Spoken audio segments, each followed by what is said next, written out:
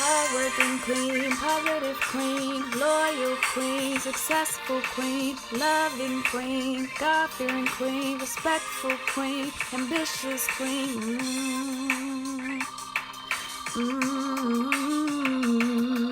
The everyday queen. You know 'em. The everyday queen. You know 'em. The everyday queen. Ooh, the everyday queen. You know 'em. The everyday queen.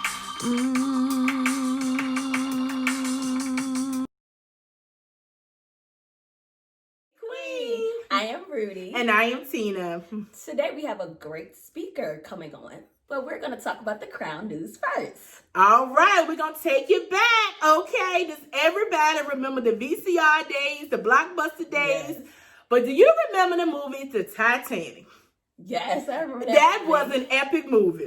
Yes. And within that movie, I thought Jack and Rose were a really great couple. But I just felt like at the end, Rose could have shared that raft. Do you think so? She could have just scooted over a little bit. A little bit. Like, Yes. they really saved Jack. Like, they own the ship is sinking. You love each other. She's a Rose. Like, you know, help me. You don't matter. We can make it. We can make it.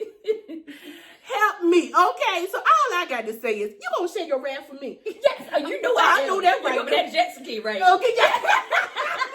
We are going to survive. We are going to survive. Let's make it, okay? Yes. All right. So that kind of brings us into what we're going to discuss today. And today we're going to discuss ship boundaries. So let's start it off with introducing our speaker, Nancy. Welcome. Thank you. So Nancy, can you tell us a little bit about yourself and who you are? Awesome. Thank you for having me, ladies. I really, really appreciate your time. My name is Nancy Crespo Richardson. I am a California native, Southern California. I know that's right. Yes. And my family's originally from El Salvador. Okay. Yeah. All right. And, you know, I grew up as a first generation immigrant and All right. first generation to graduate from college. Okay. First generation to do a lot of things. I know A that's lot right. of Come on, things. Queen. Come on. And I went to college. After college, joined the Army, found my significant other. Oh, that's so sweet. Blessing. Yes. Show that ring on, baby. Husband. And, you know, it's been a journey of learning each other and being there for each other and just respecting one another Yes. and being together on this raft, on this boat together. Yes. You know, Yes, in yes. this crazy world that we're living in. So, Yes. yeah, and then, you know, I finally kind of navigated my way through the counseling world, and I am now in private practice. Yes, that is so good. Yes, Queen. Well, welcome. We are so excited to have you here today. Yes. All righty. So we're going to take it So I'm away. going to start off with the first question. Can you define what boundaries are to you? What is your perspective of boundaries? So boundaries. We have this joke in counseling in Spanish, right? Because I counsel a lot of my clients in Spanish, and I say, you know, what is the direct translation to boundaries? And we sit there and think about it, and they're like, I don't think there's a direct translation because there is no boundaries in Latin America. Like, we do not know boundaries. Okay. All right. I have to really explain it to my clients, and it turns out to be, and today I looked it up just to make sure, and it is a literal translation of limits, what our limits are. And limits can be, you know, physical, emotional, and mental. So I think it's really important that we kind of learn what our boundaries are. And this doesn't mean they don't change, but a key point in knowing what your boundaries are and being able to define your boundaries is knowing who you are. That is very important. So on that, can you expand upon how do you really define healthy boundaries? You know, what is healthy for you and the other person? I think you have to be in tune with your intuition, right? That's true. And kind of, I guess, for those who are more into like spiritual things, like your spirit of discernment. If something doesn't feel right in your gut, you know, that's why it's called a gut instinct. Yes. You know, that they're probably crossing a boundary. Yes. An important thing, though, that I really like to point out is we're so quick to put boundaries on people. We do. And boundaries go both ways. Yes. That's true. So you cannot expect to establish a boundary with someone and you're not honoring that boundary yourself. That's a good one, because I think you have to learn that. I think that, that comes with time. That definitely does. I think as we get older, sometimes we have to learn. Like in your 20s, you're kind of like, you don't really look at boundaries. You're just like, I'm free, I'm doing, But I think as you keep getting older and your circle becomes very smaller, and I think understanding the dynamic of your friends and your family and what to say, and sometimes people's triggers, you do have to be mindful of that. I know for me, I'm like a jokey person all the time. So I had to learn to be careful of how I say things to people, or because sometimes I take it as a joke, but they might not, and I think that is something that I always will have to continue to work on, because that it could be a boundary for that person. Absolutely. And I think, although I agree with you, we learn about other people's boundaries. We do in our 20s or and older. I think we know what boundaries are. It's just that we're so used to a certain kind of boundaries growing up, because maybe at home being jokey was okay. But now you're being introduced to people from different cultures, different backgrounds. And like you, I'm so glad you touched on different traumas, things that can get triggered that we don't even realize. That is very true. So it's very important, and I like to use with a lot of my clients and with myself is I kind of up the golden rule to the platinum rule. And the platinum rule,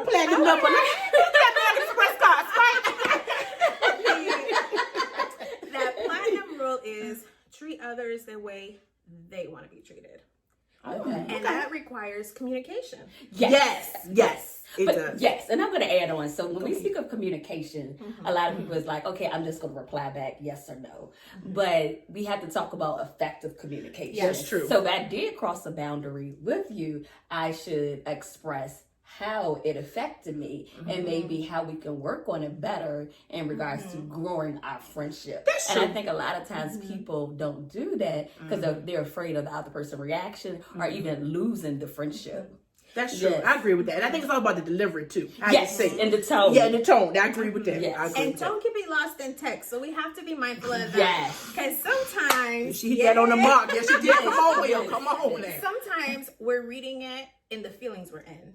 Yes, that's Not true. in the That's true. person's intention. So That a lot is of, true. A lot of discussions have to be made, I think, verbally. And I think you're absolutely Yes. right. And Yes. tone is everything. But I think if you're questioning yourself on, do I tell this person how they made me feel? Do I tell them how they crossed this boundary? And you're worried about their reaction, Yeah. then you're not honoring your own boundaries. Yes. Oh, well, that's a good one. That's Yes. good. I think sometimes Yes. we do kind of tiptoe. We don't want to hurt people's Feelings. feelings and all of that. But I think it's the delivery way you say it. Say If we're it. true friends or family members, then we should be able to receive it and come, like Rudy said, to a point where we can meet each other. Anyone who common gets ground. offended, Yeah. anyone who gets offended by you expressing your feelings has already let you know that your boundaries don't matter. That's a good one. That's a deep one right there. Yes. So, what would be a good advice would you give someone if they are feeling like they want to express something to another person that maybe they kind of crossed the boundary? How would you approach, what kind of advice would you get to approach that situation? I think try to do it as soon as possible. If you're in your feelings, though, and I think that's very important. I have learned with time that I need to sit with those uncomfortable feelings. Yes. Why did what this person say make me feel some kind of way? Come on, because it could be you. Exactly. It could be you. And if it's me, then I need to work on me. Yes. But if I still feel like I really don't like it, I felt disrespected, I felt some kind of way, then I think you should rehearse it. And kind of like a job interview, ask in the mirror, talk a little bit, and then talk to that person. Because, and I say this with anything, whether it's a relationship, whether you're talking to your boss, whether you're talking to your friend, you want to make sure that you come from a place where you've already processed it. Because if you're coming emotionally, you're gonna say things that you either didn't mean or your tone is gonna be just as off. Yes, it is. And it's just not gonna be productive. And you are more heard, you're more likely to be heard if you come talking to somebody on this calm manner. Yes. But if you come with emotions, the person is not listening to listen. They are hearing you to respond. Yes. That's true. And I've also learned that when you listen to someone, don't come back and be defensive and always say, but. Because when you do a but in it, you disregard what the person is saying. I had to learn it. Because sometimes I'm like, I'm right. But when you keep saying but, then you disregard the person already is now shut down and they don't want to express anything else to you. You keep saying but one more time, you're about to see my butt. Oh, come on now. Body. Do the dance. Body. I've been in there all week. Body. Ain't moving nothing but this. Yo, no, what you doing? You really took it back. I'll be ready in 2021 with that date. It's okay. But that is so true. Oh my gosh, so true. Yes. Did I answer your question? No, you did. You did. You definitely answered that question. Okay. Another question in regards to, a lot of people don't talk on this subject, in regards to healthy boundaries with families. How should you go about that? Oh, girl, we need a good, at least hour and a half intake session. Hour and a half. Do you need some wax?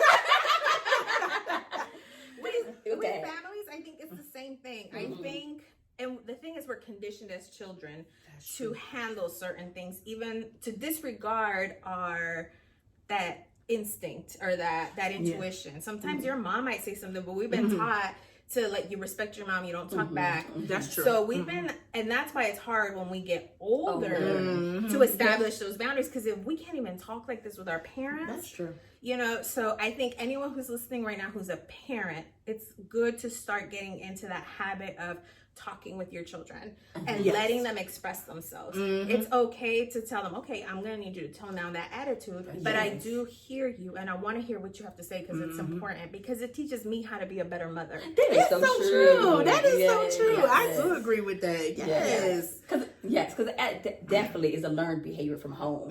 So that's definitely true in regards to, if we cannot talk in regards to our parent, in regards to how we feel, how we're going to do it when we are in a relationship with a significant other. Yeah, so that's definitely it starts at home. It starts with the foundation and how you grew up and your boundaries. And yes, I definitely agree with that. And we forget that as parents, we model to our children Yes. what boundaries are and how do you communicate with others. And I have to be mindful about the way I express myself about my own mother in front of my child, because I don't want to taint that. You know, my relationship with my mom is I don't want you to hold any grudges. It has nothing to do with, because that's your grandma and she loves you. I can't be that person. Correct. You know, I think we reserve a lot of those feelings, or we talk openly so much, and we're already forming thoughts and teaching children. Because at the same time, I'm modeling, like, then I don't want my child to talk about me like that when he's my age. Yeah. So again, checking my own, like, am I following my own boundaries? Am I following my own? Yeah. Back to stuff accountability. Yes. And what they see, and then they're gonna mimic that. That is very true. I think also too, I'm not a parent yet, but I would want my child to be expressive in a respectful way, but to be able to express themselves. I feel like sometimes growing up, you were kind of taught, you just don't say it. You just keep it in. And then as you get older, then you want to lay everything on the table. And it's like some stuff we could have kind of worked on when we were younger. Why did we wait so long till we become an adult to really tell our parents how we felt or how they felt, And I think sometimes we need to have those discussions. And I think it's so hard, especially being from the South. You respect your elders. Yes, that's so you bite your tongue. You hold you suppress your feelings. Even if it bothers you, you'll go to your room and cry. Yeah, so true. That's very true. But again, we're dealing with, touching on what you said, is other people's trauma and other people's things that get triggered. And I think a lot of the reason that this comes, obviously some of it comes from religion, but a lot of it is our elders have these traumatic pasts. And they never had their voices heard. They never had. So, I'm putting myself in my grandmother's or in somebody else's shoes. It's like, I was never heard. I was, the help, or I was this, or I was that. And I was always, my opinion didn't matter. Well, now I finally got my voice back. Someone's going to hear it. Why not my children? Let me tell you what to do. And it's hard to take that feedback. It is. From someone who you consider a beneath you, you know, because that's what we're taught. As parents are here, children are here. Yes. And I always like to level out those playing fields. You know, with my child, I think you can be both. I hate when I hear like, I'm not my child's best friend, I'm their parent. You can be both. You can be both. That's right. And that's where the boundaries come in. Come on. Yes. We all on this boat journey together with this ship. Yes. And it's gonna get, you know, a little rocky. But we gotta stay over. Yes. So I don't know how to swim, so I'm gonna try. She wear two like that. So yes, I totally agree with that. Yes, that's a really, really good point. Yes. So any other, like, what else do you, far as, and what about in a relationship? How do you address those boundaries? Oh, that's a good one in regards to your partner having sex. Yes. So with your partner, I think as with anyone, again, you can be both with your partner. You can be partners and best friends. Would I talk to my best friend in that same way? Would I talk to my father in that same way? Or my mother? You know, it's respect. And I can't, you know, just emphasize that enough. It's so important to respect your partner, because that's when we feel comfortable to ask those questions, that's right? True. Did you like that? Did you not like that? And it's where I should feel comfortable to tell my partner, hey, you know what? I don't like that. I'm gonna need you not to talk to me like that. And if they honor my boundaries, then I know this person, we can continue on this ride together. You know, but if you don't, why what are we doing here? You gotta get off the ship. You're not my captain. Right. You don't want to, if you already start hiding who you are and holding back your words, what are we doing? Right. What are we doing? So, yes, absolutely. Respect. And again, the platinum rule, right? Because I hear people, and I know me and my spouse, we talked about it a lot with sarcasm. I could dish it, but I can't take it, y'all. I hate when people are sarcastic with me. I can dish it, but I can't take it. So I had to really talk to him about that because he's a very sarcastic person. And I told him I get in my feels. So please, like, no, I can't take that sarcasm. But then again, I have to honor that boundary. So I can't deny him that sarcasm, and then I'm sitting here like pushing at him. Yes. So, I agree. It's that two-way street. And I see it a lot. I've seen it in a couple, even in friends, where I hear partners tell each other, "Oh, shut up," or "Oh, you stupid," or whatever. And to me, I'm like that hurts. Yes. And I've seen it escalate where it's playing. But then it goes and then it gets because they said at the wrong time. Yes. Or if you keep saying it, it starts to trigger that person. And then the reaction. I always say every action has a reaction. So So you want to make sure that you kind of have these conversations. And just because you've opened the door, part of boundaries is knowing, like, you know what, I'm gonna close this door. That is true. I'm gonna close this door. So I'm gonna leave it with this. When it comes to boundaries, I like to use the analogy of a window. So since we're in a ship, right? We're in a ship. We can have a porthole. Okay. Where you only allow people to see certain things. And this can be with family. This can be with, hopefully not your partner, but, with different levels of friendship. You have the porthole and they can only see so much. You've invited so much. They can graduate into a window. And they get to see a little bit more of you, and you get to show more of yourself. And maybe one day you get that nice big glass door that slides open. Occasionally you let them in and you show them out. There's nothing that says you cannot remodel your room or change rooms to a smaller window or a bigger window. Wow. All right. Come on, Queen. Yes. I hope y'all wrote that down. I see you in the window. I see you. We'll have some peeping times. Want to be in your business. That's right. Bring down that shade. Woo! Queen. I give it a 20% tip.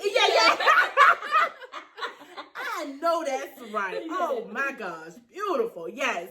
So I hope my kings and queens took a lot from this today. It was beautiful. Thank you again, Thank you so much. Thank you, Queen. For your It was a beautiful perspective. I've learned a lot. I definitely now will look at that window a little different now. So we definitely appreciate you coming on The Everyday Queen. Yes, we do, Nancy. Thank you. All right, audience, are you ready for the keyword? Yes. Woo, drum roll. Woo. Today's keyword is healthy shifts. Again, healthy shifts. So make sure you write it down so you get that wonderful giveaway. Yes. All righty. So now we're going to end the segment with our favorite, The prank call. You don't want to miss You it. definitely don't. So check it out. Again, next time, make sure you like and subscribe. Write comments. Follow us. Yes. Until next time, King and Queens. Mwah, mwah, mwah, mwah. See you soon. Hello, may I speak to Mr. Green? Speaking. Hi, Mr. Green. Are you a realtor? Because I got your phone number off of Facebook. Yes, Hi, do you have time to talk? I do. Okay, I'm great. cooking now, but I got a little time to talk. Okay, it's going to be really quick. I'm very interested in buying a 6-bedroom house in the 757 area. Would you be able to assist me? Yeah, I can. Okay, great. So I have a lot of different personalities, and I really want my house to speak on my personality. So I just wanted to know if you can help me with the buying process. And so what I mean by that is I want to have like a disco room. I want to have a farm room, something that reminds me of home. I want to have an exotic room because sometimes I just like to look exotic. Is there any way you can help me with that? I can show you what homes is on the market and to see if it meets your specifications for a 6-bedroom home. Are you able to I don't do know. that? Huh? Are you able to do that? Are you able to meet my requirements? Well, I don't know if I can meet your requirements, but I can surely help to see if there's something that's out there that's on the market that you're interested in. And if you see something that you like, we can move forward from that point. Another option, if you don't see a house that exactly meets your needs, there's always another option of finding a house that has the square footage that you're looking for, and you can do some modifications to customize the room. But Mr. Green, I'm going to have to stop you right there. I know what I want, and I feel like you can give it to me. So I just want to know, are you able to do those things for me for my house? When I walk in, I want to see the exotic room. I want to see the disco room, the farmhouse. I want to walk in and be all different types of characters. Will you join me on this journey? What's your name again? My name, Miss Lane. Yes. Miss Lane. Miss Lane. Yes, Lane. yes. Hey, how you doing this evening? So, price range and the location, and have you been pre-qualified, or you're just in the market and you're interested in purchasing a home? Mr. Green, I have the check on the table. I'm ready for you to cash it. All cash. I just want the rooms. Are you able to satisfy my request? Oh, so you're a cash buyer? Yes, I am. All cash. I don't do checks. All cash. So, what I'm going to do is I'm going to leave it right here. I want you to think about what you can do for me, and I will text you my email, and I would want to see the rooms that you can provide for my house. So I will be in contact with you, Mr. Green. I want you to kind of let it simmer. You said you're cooking, so I want you to let that simmer, what I just said. Do you like to cook and sizzle your steak? What I just told you, let it sizzle. Let it sizzle and let it sizzle, okay? Okay, I got you. Okay, thank you, Mr. Green. I'm so excited to follow you on this journey. I look forward to house shopping with you. Okay, thank you. All right, bye-bye.